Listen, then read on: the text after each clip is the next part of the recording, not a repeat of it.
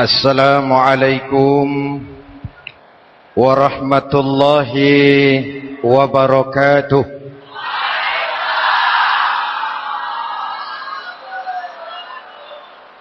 Alhamdulillahi rabbil alamin. Wassalatu wassalamu ala asyrafil mursalin Sayyidina wa maulana Muhammadin wa ala alihi wa sahbihi ajma'in, amma ba'du. Saudara-saudara kaum muslimin yang berbahagia, hadirin, kesempatan malam ini saya ingin cerita akhirat saja. Sudah pernah ke akhirat belum? Mau? Kalau mau saya daftar, besok berangkat. Salah satu rukun iman yang 6, percaya kepada adanya akhirat.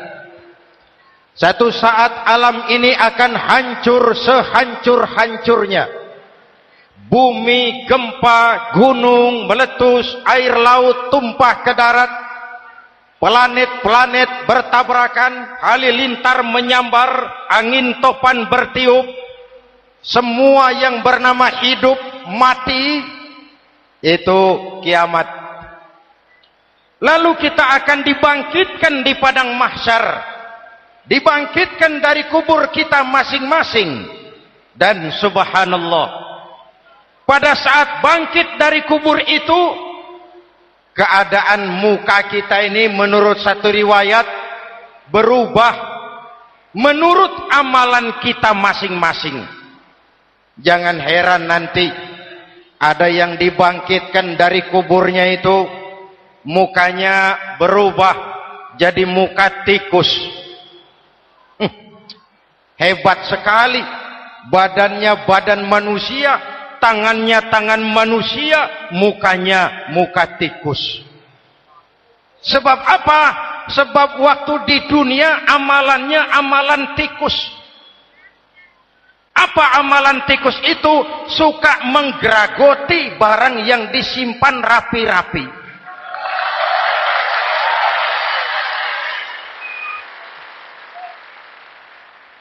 Itu nanti koruptor-koruptor yang menggeragoti uang rakyat, itu nanti bangkit mukanya muka tikus. Na'udzu. Saudara lihat, oh ini yang geragoti uang rakyat, mukanya muka tikus. Ada lagi yang bangkit dari kubur, mukanya itu berubah jadi muka harimau. Kenapa? Waktu di dunia amalannya amalan harimau. Apa harimau itu? Mau menang sendiri, keras kepala, kupeh. Di mana ada hutan, rajanya pasti harimau. Padahal hutan belum pernah bikin pemilihan umum. Betul? Tapi harimau tidak peduli ada pemilihan umum atau tidak, saya raja hutan. Setelah naik jadi raja di hutan, harimau bukan melindungi rakyatnya, malah makanin rakyatnya.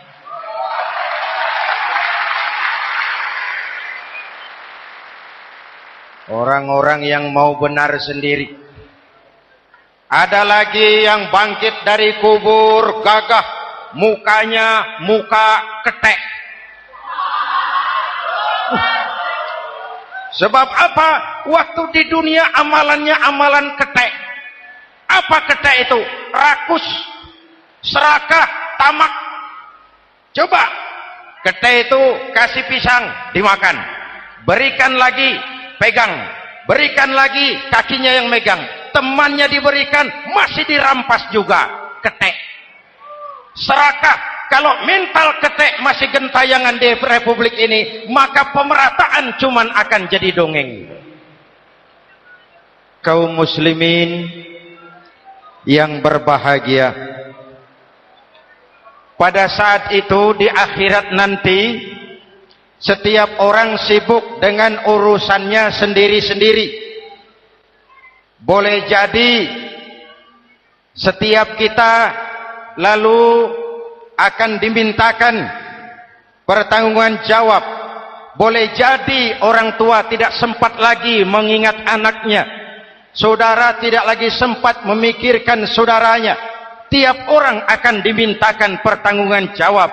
Dalam kondisi seperti itu, Rasulullah mengajarkan sab'atun yudhilluhumullahu yawma la dhilla illa zilluh. Ada 7 golongan manusia yang di akhirat nanti akan langsung mendapat perlindungan dari Allah Subhanahu wa ta'ala. Orang lain sibuk, dia tenang. Orang lain resah dan gelisah, dia ayem. Kenapa? Mendapat perlindungan dari Allah. Sebab ketika di dunia ia memberikan perlindungan kepada orang banyak. Siapa mereka? Mudah-mudahan kita termasuk salah satu di dalamnya. Mencari perlindungan Allah lebih-lebih dalam situasi sekarang ini. Pertama, imamun adil. Yang akan mendapat perlindungan langsung dari Allah adalah pemimpin yang adil. Sebab apa? Pemimpin yang adil melindungi banyak rakyat, maka pantas di akhirat dilindungi oleh Allah Subhanahu. Kita ini kan zon politikan.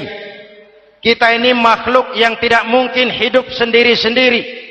Untuk melaksanakan hajat bersama, kita memerlukan pemimpin. Memilih pemimpin itu tidak sulit. Dalam fikih, ketika sholat, itu dijelaskan bagaimana cara memilih imam. Siapa yang diangkat jadi imam?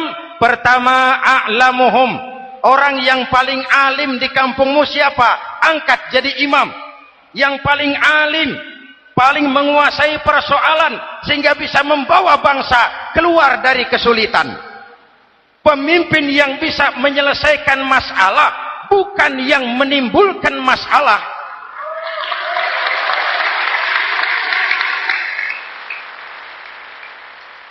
Apalagi kalau pemimpinnya jadi masalah, bagian dari masalah. Ini namanya pengurus jadi urusan. A'lamuhum. Pak, di kampung saya ada 2 orang, alimnya sama. Yang mana yang jadi imam? Afsahuhum, yang lebih fasih lidahnya, yang paling pandai menyuarakan aspirasi rakyatnya, punya sense of crisis. Yang satu alim tapi pelo. Yang satu alim tidak pelo, yang tidak pelo jadi imam. Kenapa? Tidak sah orang fasih bermakmum kepada imam pelo. Pak, ini imam pelo, makmum pelo semua. Sah. Namanya kampung pelo. Aduh Pak, ini 2 orang alimnya sama, fasihnya sama. Yang mana yang jadi imam? Aktsaruhum sinnan, yang lebih tua umurnya, senioritas baru dihitung. Lahirnya bareng Pak. Yang mana yang jadi imam? Awaluhum hijratan, yang lebih dulu tinggal di situ, yang punya semangat nasionalisme yang tinggi, yang cinta kepada bangsa dan rakyatnya. Sudah ada imam, sudah, ayo azan. Apa azan itu? Proklamasi. Salat mau dimulai. Sudah azan? Sudah. Qobliyah 2 rakaat. Qobliyah. Apa qobliyah itu? Dulu ada namanya Panitia Persiapan Kemerdekaan Indonesia. Qobliyah. Sudah qobliyah? Sudah. Luruskan shaf. Atur barisan yang lurus. Rapatkan barisan. Apa ini? Bentuk pemerintahan yang kompak, bersih, berwibawa. Jangan sesama elit saling tawuran.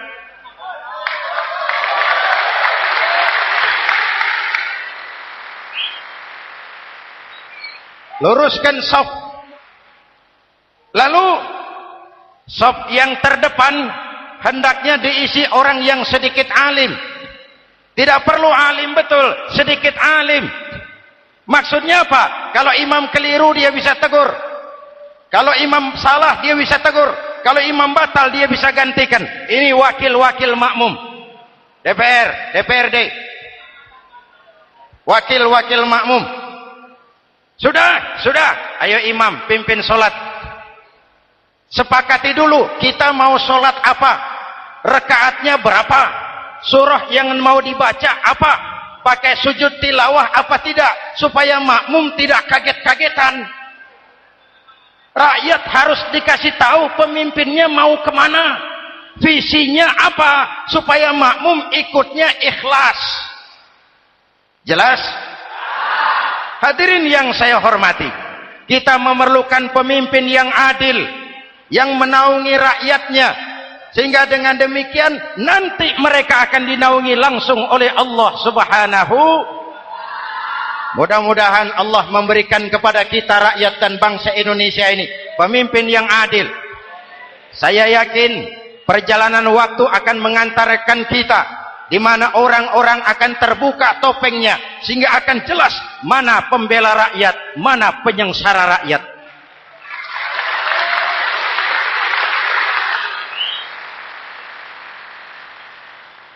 Lalu sebenarnya tiap kita ini kan pemimpin.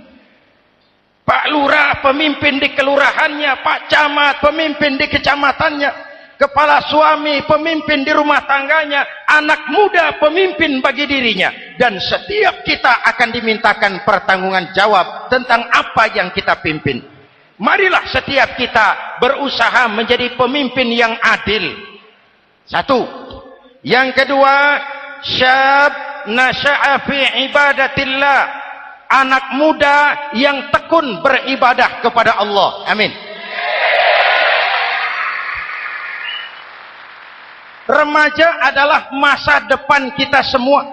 Akan bagaimana Republik Indonesia, bahkan akan bagaimana Islam di Republik Indonesia 20, 30, 40 tahun yang akan datang, anak-anak kita jawabannya.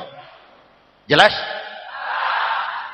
Maka menghancurkan Islam tidak usah menyegel masjid, tidak usah menutup pesantren, tidak perlu melarang pengajian, cukup dengan meracuni remaja dan pemuda Islam, menjauhkan mereka dari agama dan ulama. Kalau mereka sudah jauh dari agama dan ulama, tinggal menunggu pergantian generasi.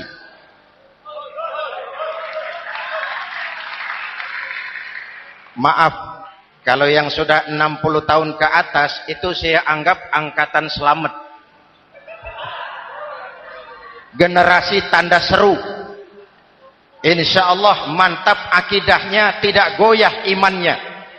Tapi yang 30 tahun ke bawah, adik-adik saya ini, the next generation, kalian yang jadi pilot project, remaja-remaja Islam, kalau mau jadi remaja dan pemuda modern, jangan dekat-dekat ke masjid kuno. Masjid khusus 70 tahun ke atas. Baca Quran kampungan. Ngaji urusan akhirat.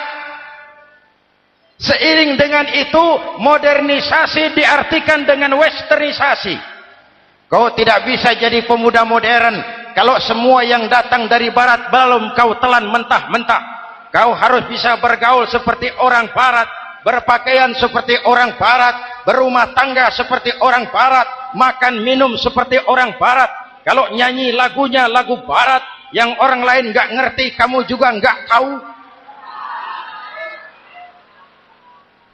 Mengalirlah narkoba dalam segala bentuknya. Maka muncullah generasi-generasi santai, generasi-generasi salon yang mencoba mencari pelarian hanya dengan kesenangan sesaat, tapi menghancurkan masa depan yang pasti.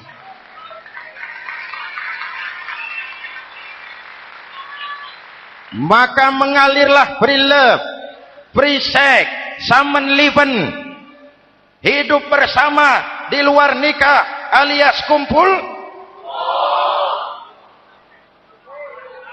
Ya sama saja, kumpul kebo, kumpul embek itu sama. Hadirin yang saya hormati, kalau sudah hancur tinggal menunggu pergantian generasi. Oleh karena itu, adik-adik saya, para remaja, para pemuda, kalian harapan kami semua. Di pundak kalian Kami pertaruhkan hari depan bangsa dan negara ini. Hidup cuma putaran menunggu giliran. Ada saat datang, ada waktu pergi. Ada hari lahir, ada saat kembali. Ada hari dilantik, ada saat untuk menyerahkan jabatan. Hidup cuma sekadar menunggu giliran. Karena itu kepada kalian saya ingatkan satu ucapan orang bijak. Hai anak muda, berpikirlah kau di waktu pagi. Bekerjalah di waktu siang. Makanlah di waktu sore. Dan tidurlah di waktu malam. Berpikir di waktu pagi. Belajar mumpung masih muda. Bekerjalah di waktu siang. Amalkan ilmu itu setelah dewasa.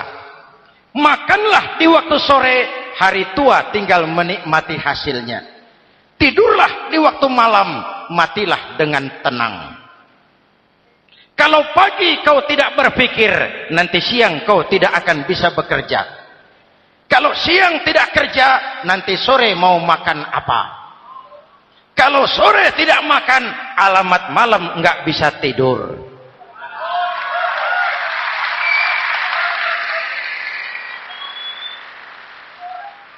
Kalau waktu remaja, waktu muda maunya santai-santai saja, dewasanya bingung. Kalau dewasanya bingung, hari tua terlunta-lunta. Kalau hari tua terlunta-lunta, matinya menteleng.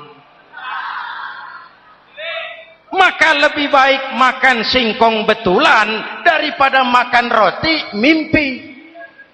Ayo, makan singkong betulan, makan roti mimpi, lebih bagus mana? Lebih bagus makan roti betulan. Kalau perlu, lebih baik sekolah sambil dagang koran, sekolah sambil parkir mobil, sekolah sambil semir sepatu, daripada petatang peteteng tanpa prospek hari depan yang ada artinya.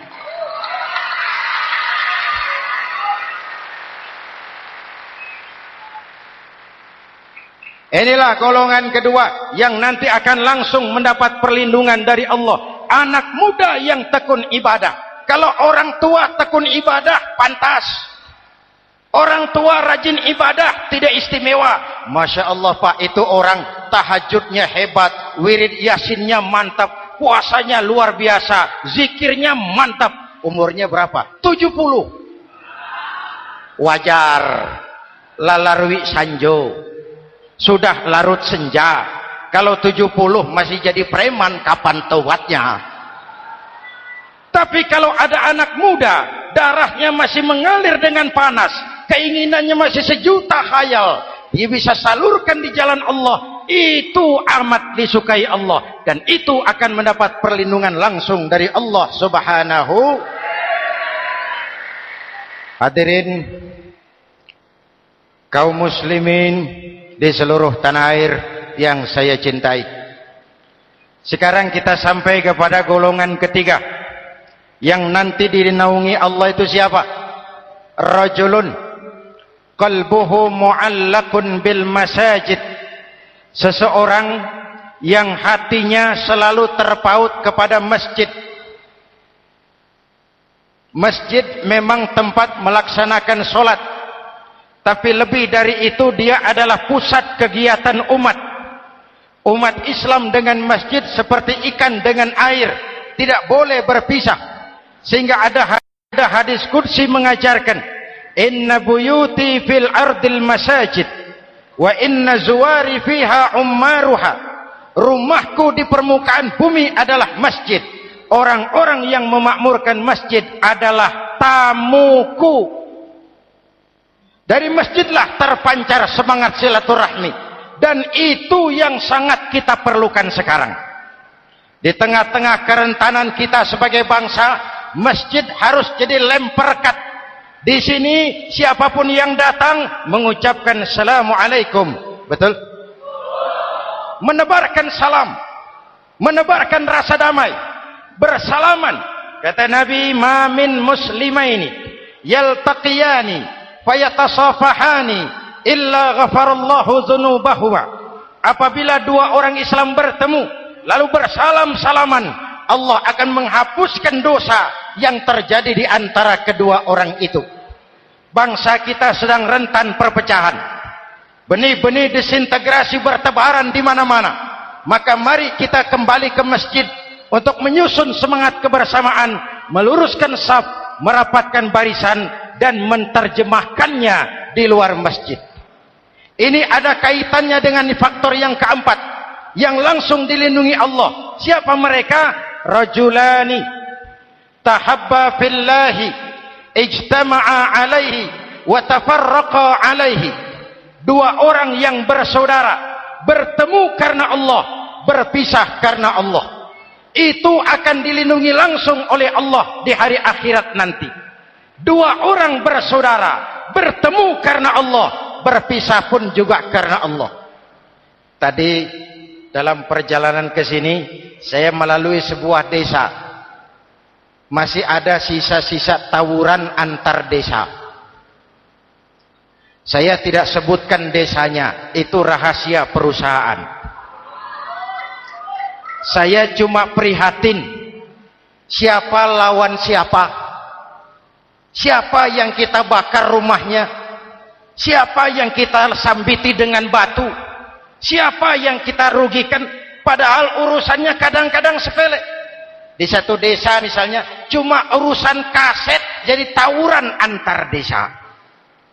Ini kan hal yang sangat sepele, padahal Nabi mengajarkan dengan keras, kalau dua orang Islam saling bertengkar, al-qatil wal maktul finnar, yang membunuh dan yang dibunuh dua-duanya neraka.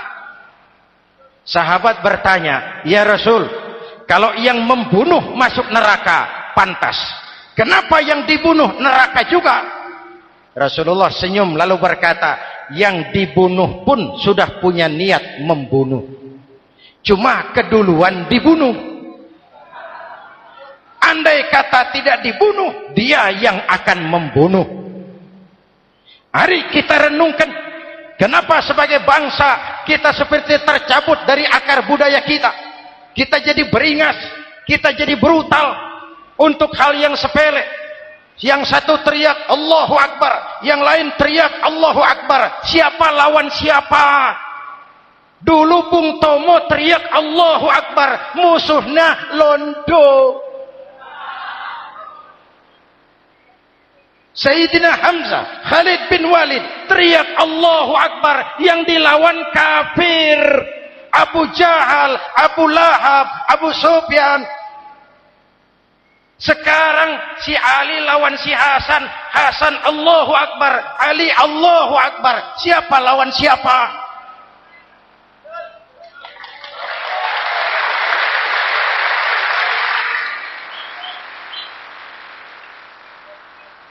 Kenapa kita jadi begitu mudah menggunakan nama Tuhan untuk melampiaskan ambisi pribadi? Kenapa Allahu Akbar yang begitu sakral kita lepas cuma untuk pelampiasan sebuah dendam? Dua orang yang bersaudara, bertemu karena Allah, berpisah karena Allah. Itu ukurannya. Kau di jalan Allah, kau saudaraku. Keluar dari jalan Allah, selesai persaudaraan sampai di sini.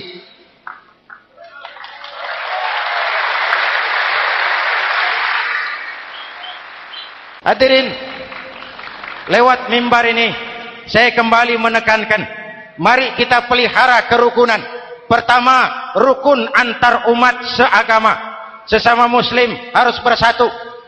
Yuk kita rukun, yuk kita kompak, yuk kita bersatu, yuk. Sesama muslim, kaos boleh berbeda, boleh, jaket boleh tidak sama, silakan. Paham politik boleh berbeda, boleh. Kau lewat sana, saya lewat sini, nanti kita ketemu di sana. Betul? Mari lapang dada menerima perbedaan, tetapi mengarah kepada satu tujuan yang sama. Walaupun bineka, kita ini tunggal, seperti dilatih di masjid ini. Dua orang yang bersaudara, bertemu karena Allah, berpisah karena Allah. Hati-hati, di masyarakat sekarang ini kan lebih banyak tukang kompor daripada tukang lem. Tahu tukang kompor? hangati sana, panasi sini, bakar sana, sulut sini, terbakar kita, dia lari tepuk tangan. Udah capek kita rakyat diobok-obok, udah capek kita rakyat dialamatkan, dijadikan address. Semua kalau pidato demi rakyat, untuk rakyat, buat rakyat, padahal nggak pernah kenal sama rakyat. Kita cuma jadi alamat. Mari kita kokohkan akar kebersamaan. Kita sama-sama anak Ibu Pertiwi. Di negeri ini kita dilahirkan. Air negeri ini yang kita minum, udara negeri ini yang kita hirup. Kalian remaja, kalian pemuda lebih bertanggung jawab karena kalian anak Ibu Pertiwi. Hadirin yang saya hormati, maka tetaplah jaga semangat kebersamaan. Ini yang keempat. Yang kelima, rajulun zakarallaha khalian fafadat ainahu.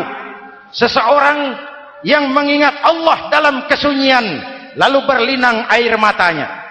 Tengah malam, dikala orang sedang tidur, dia bangun munajat, gemersik tikar tersentuh tangan, laksana lambayan tangan malaikat maut datang hendak merenggut nyawa.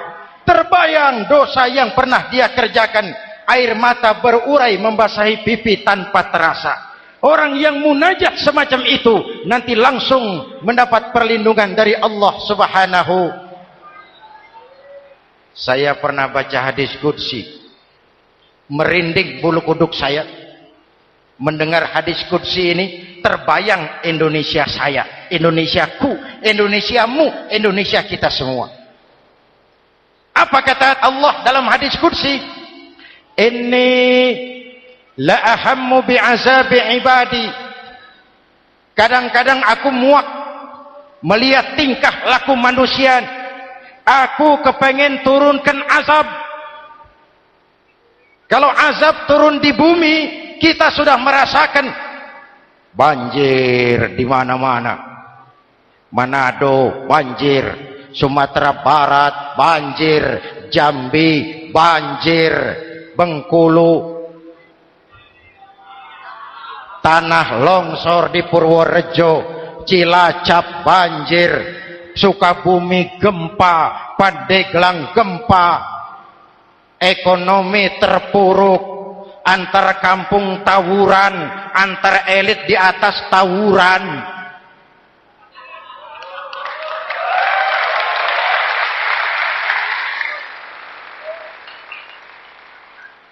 Hutang numpuk. 40% APBN kita ini sekarang cuma untuk bayar hutang. Itu pun dengan asumsi dolar 7.000, 9.000, artinya sekitar 50% APBN kita untuk bayar hutang. Untungnya sekarang ini yang agak menolong, harga minyak membaik di pasaran internasional. Hadirin yang saya hormati, ini lagi ngomong apa saya sih? Aku pengen turunkan azab, tetapi kata Allah, ketika aku melihat orang-orang tua yang sujud di keheningan malam, bayi-bayi tanpa dosa masih menyujud. Ada hadis qudsi mengajarkan, inna buyuti fil ardil masajid wa inna zuwari fiha ummaruha. Rumahku di permukaan bumi adalah masjid. Orang-orang yang memakmurkan masjid adalah tamuku. Dari masjidlah terpancar semangat silaturahmi. Dan itu yang sangat kita perlukan sekarang. Di tengah-tengah kerentanan kita sebagai bangsa, masjid harus jadi lem perekat. Di sini siapapun yang datang mengucapkan assalamualaikum. Betul? Menebarkan salam, menebarkan rasa damai, bersalaman. Kata Nabi, ma min muslimaini yaltaqiyani fayatasafahani illa ghafarallahu dzunubahuma. Apabila dua orang Islam bertemu lalu bersalam-salaman, Allah akan menghapuskan dosa yang terjadi di antara kedua orang itu. Bangsa kita sedang rentan perpecahan. Benih-benih disintegrasi bertebaran di mana-mana. Maka mari kita kembali ke masjid untuk menyusun semangat kebersamaan, meluruskan saf, merapatkan barisan, dan menerjemahkannya di luar masjid.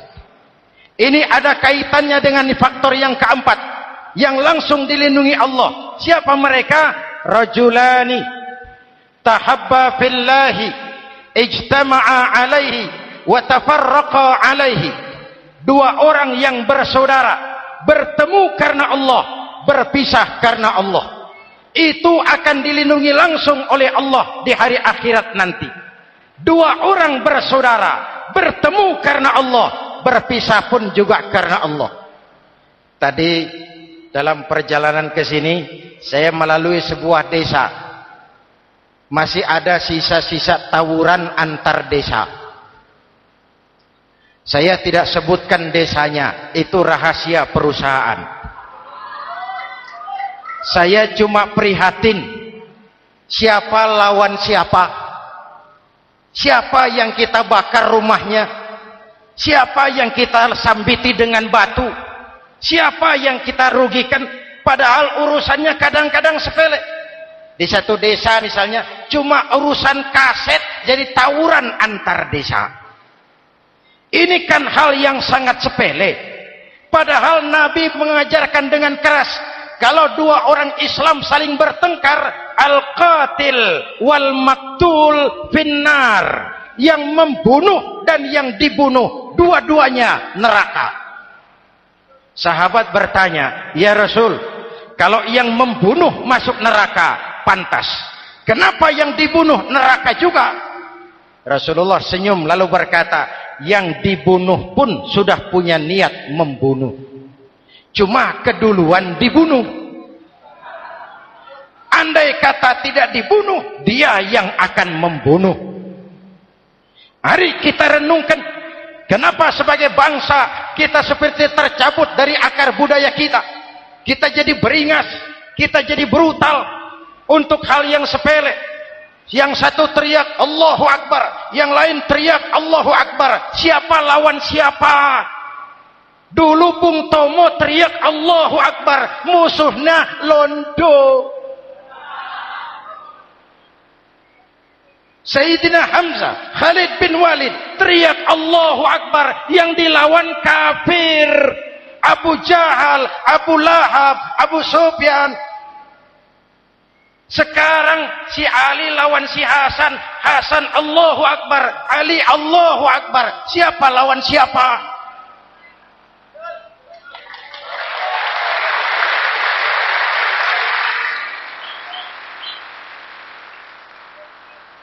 Kenapa kita jadi begitu mudah menggunakan nama Tuhan untuk melampiaskan ambisi pribadi? Kenapa Allahu Akbar yang begitu sakral kita lepas cuma untuk pelampiasan sebuah dendam? Dua orang yang bersaudara, bertemu karena Allah, berpisah karena Allah. Itu ukurannya. Kau di jalan Allah, kau saudaraku. Keluar dari jalan Allah, selesai persaudaraan sampai di sini.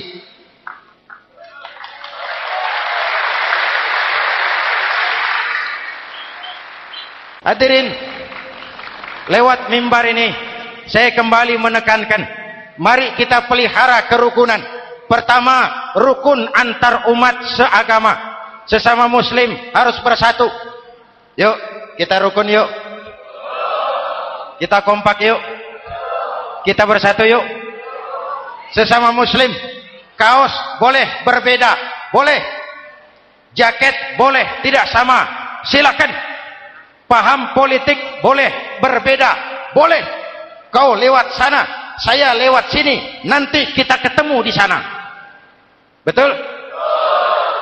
Mari lapang dada menerima perbedaan, tetapi mengarah kepada satu tujuan yang sama. Walaupun bineka, kita ini tunggal. Seperti dilatih di masjid ini. Dua orang yang bersaudara, bertemu karena Allah, berpisah karena Allah. Hati-hati, di masyarakat sekarang ini kan lebih banyak tukang kompor daripada tukang lem. Tahu tukang kompor? Hangati sana, panasi sini, bakar sana, sulut sini. Terbakar kita, dia lari tepuk tangan. Sudah capek kita rakyat diobok-obok. Udah capek kita rakyat dialamatkan, dijadikan address. Semua kalau pidato demi rakyat, untuk rakyat, buat rakyat, padahal nggak pernah kenal sama rakyat. Kita cuma jadi alamat. Mari kita kokohkan akar kebersamaan. Kita sama-sama anak Ibu Pertiwi. Di negeri ini kita dilahirkan. Air negeri ini yang kita minum, udara negeri ini yang kita hirup. Kalian remaja, kalian pemuda lebih bertanggung jawab karena kalian anak Ibu Pertiwi. Hadirin yang saya hormati, maka tetaplah jaga semangat kebersamaan. Ini yang keempat. Yang kelima, rajulun zakarallaha khalian fafadat ainahu. Seseorang yang mengingat Allah dalam kesunyian lalu berlinang air matanya. Tengah malam, dikala orang sedang tidur, dia bangun munajat, gemersik tikar tersentuh tangan, laksana lambaian tangan malaikat maut datang hendak merenggut nyawa. Terbayang dosa yang pernah dia kerjakan, air mata berurai membasahi pipi tanpa terasa. Orang yang munajat semacam itu nanti langsung mendapat perlindungan dari Allah Subhanahu. Saya pernah baca hadis qudsi, merinding bulu kuduk saya mendengar hadis qudsi ini. Terbayang Indonesia saya, Indonesiaku, Indonesiamu, Indonesia kita semua. Apa kata Allah dalam hadis qudsi? Inni la ahammu bi'azabi ibadi. Kadang-kadang aku muak melihat tingkah laku manusia. Aku kepengen turunkan azab. Kalau azab turun di bumi, kita sudah merasakan banjir di mana-mana. Manado banjir, Sumatera Barat banjir, Jambi banjir, Bengkulu, tanah longsor di Purworejo, Cilacap banjir, Sukabumi gempa, Pandeglang gempa, ekonomi terpuruk, antar kampung tawuran, antar elit di atas tawuran.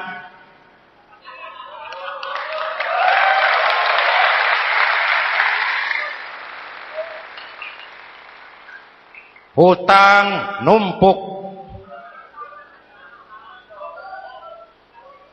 40% APBN kita ini sekarang cuma untuk bayar hutang.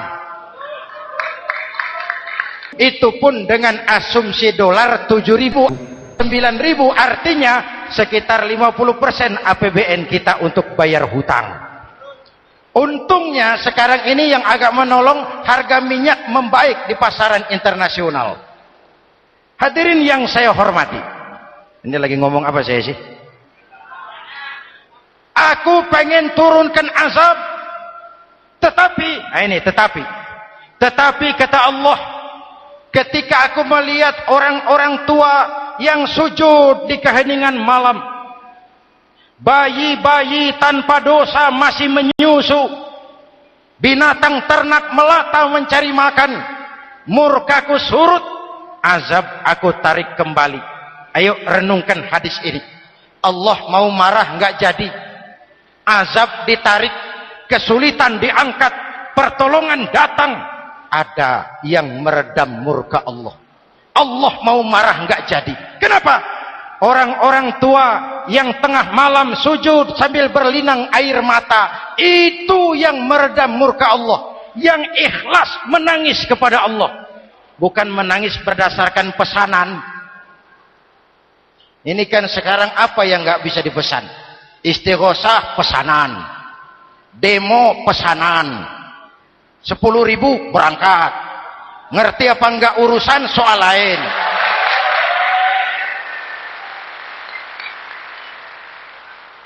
Jadi bukan demonstran, pekerja demo.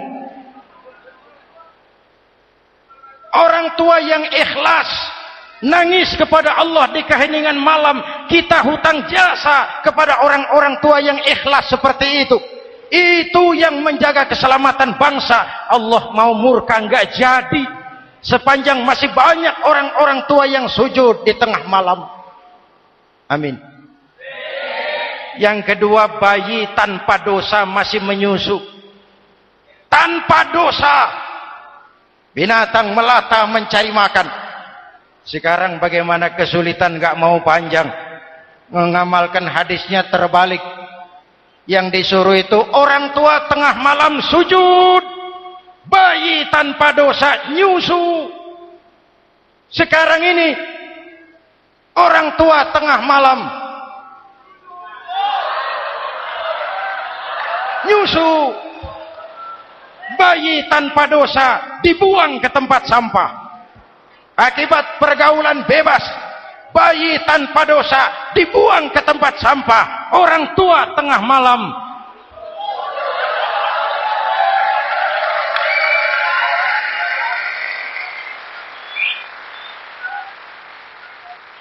hadirin. Yang keenam, rajulun da'athum ra'atun zatu mansibin wa jamalin ila nafsiha faqala inni akhafullaha rabbal alamin.